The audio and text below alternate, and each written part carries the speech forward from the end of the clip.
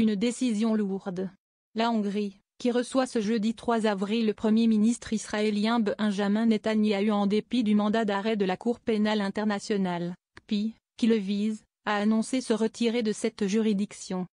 La nouvelle a été communiquée sur Facebook par le directeur de cabinet du Premier ministre nationaliste Viktor Orban. La Hongrie quitte la CPI. Le gouvernement va entamer la procédure de retrait, en accord avec le cadre international légal, a-t-il écrit.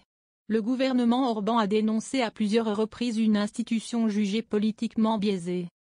Avec cette décision, la Hongrie s'inscrit dans le sillage de Donald Trump, qui a imposé en février des sanctions à la Cour pour ce qu'il a qualifié d'actions illégitimes et sans fondement visant l'Amérique et notre proche allié Israël. La Hongrie avait invité Benjamin Netanyahou dès la nouvelle de son mandat d'arrêt connu, se disant choqué par une décision honteuse. En retour, Israël avait salué la clarté morale de la Hongrie.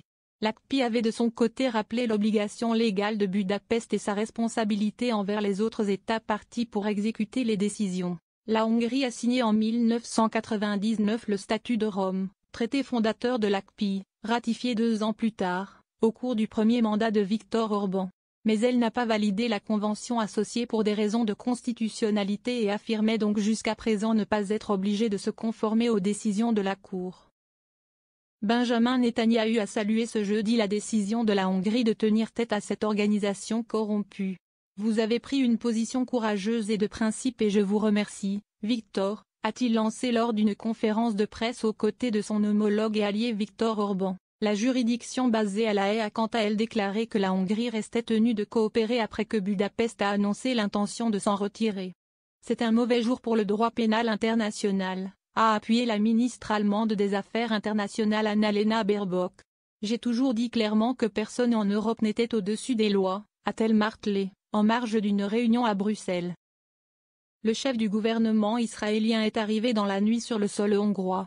Il a entamé sa visite par une cérémonie avec les honneurs militaires au château de Bouda avant de s'entretenir avec son homologue dans la matinée.